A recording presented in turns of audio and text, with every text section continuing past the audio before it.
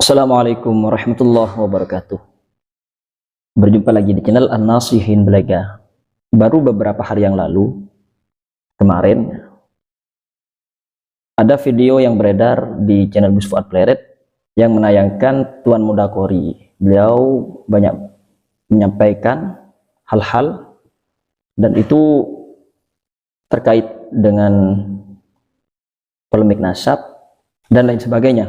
Nah, di sini Tuan Muda Kori menyinggung masalah ulama yang tidak membela pihak Kiai Imad, menyinggung ulama yang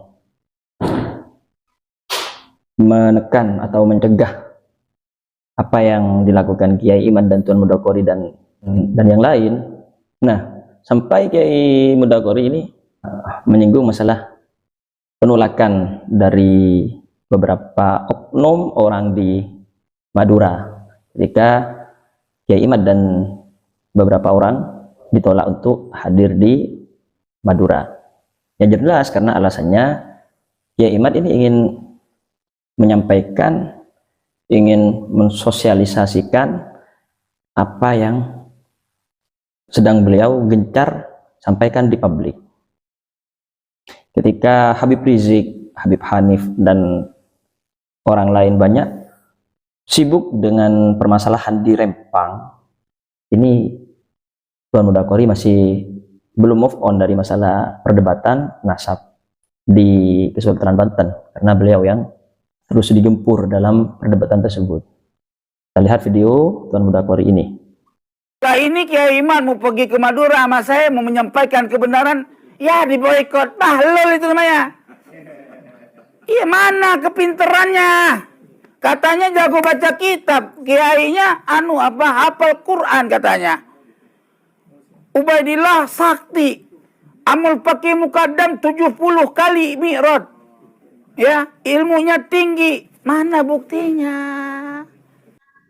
Beliau menyinggung masalah ditolaknya Kiai Imad bersama dengan orang-orang beliau untuk menyampaikan ceramahnya di Madura. Tentu ya, jika kita lihat itu tidak semuanya, kita jangan bawa-bawa daerah.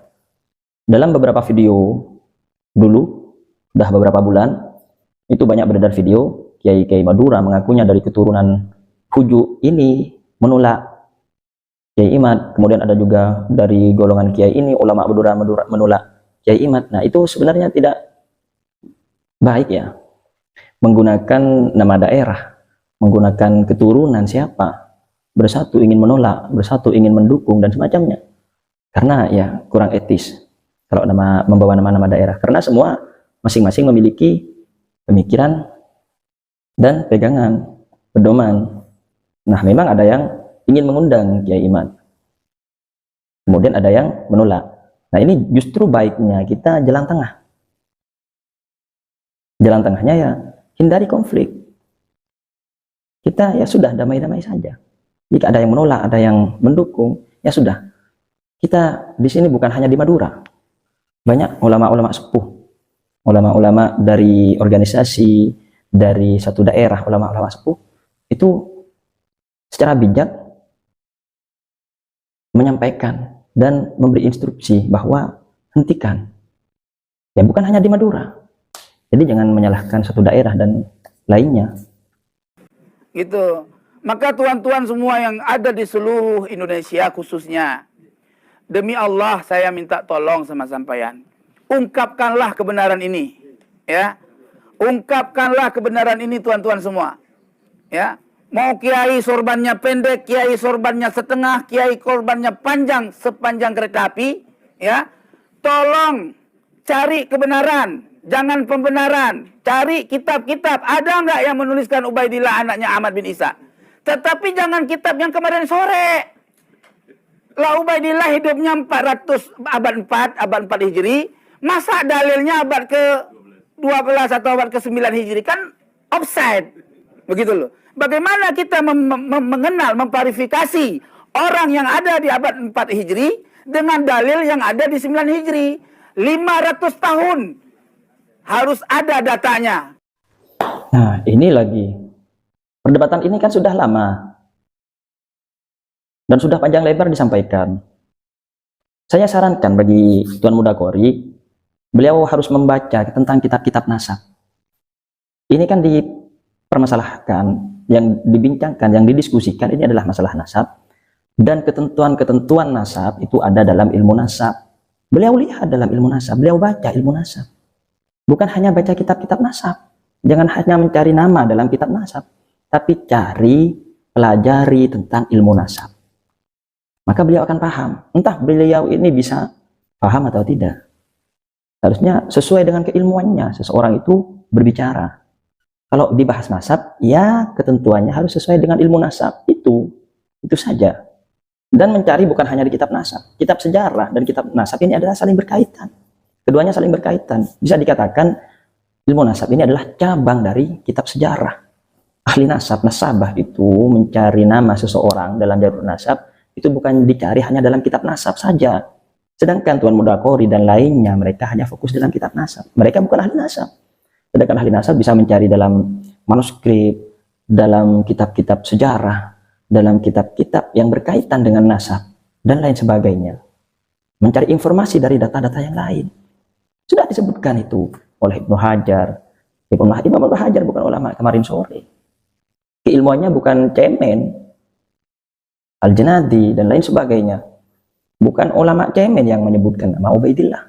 Jadi kekurangan dari Tuan Muda Qori ini, beliau kurang membaca kitab tentang ilmu nasab.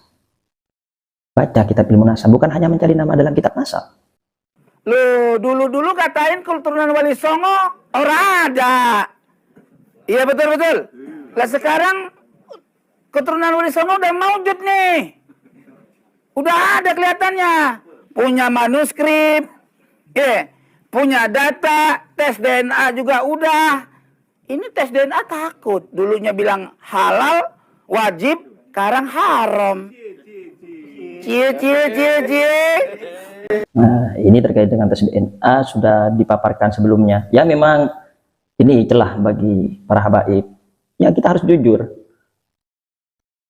Dalam dulu ya, beberapa waktu yang lalu, ada habib yang mengatakan bahwa harus tes DNA untuk mencari jalur nasabnya bagi keturunan Wali Songo. Tapi sekarang berbeda.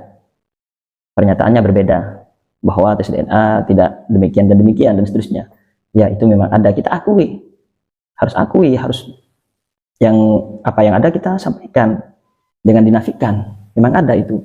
Dan masalah tes DNA memang ulama di seluruh dunia itu banyak yang tidak setuju. Para ahli tes DNA yang juga memiliki latar belakang keilmuan agama, para ulama itu tidak menyetujui untuk menolak nasab seseorang melalui tes DNA. Wahai kiai-kiai semua se-Indonesia, buka dada kalian. Persoalannya ini adalah cucu Rasul, masalah membawa-bawa zuriat Nabi. Kalau bicara zuriat Nabi, ya kudu pasti atuh. Katanya, nasab Alawi seterang matahari. Ya, terangnya mana? Kok Ubaidillah nggak bisa ditunjukkan dalil? Itu Robito pada kemana?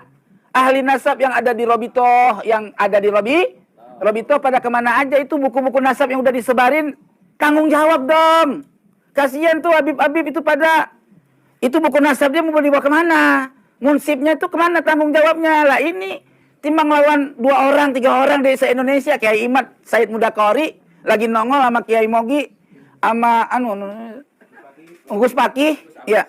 Gus Abbas, ya, baru timbang lawang kayak gitu udah pada takut.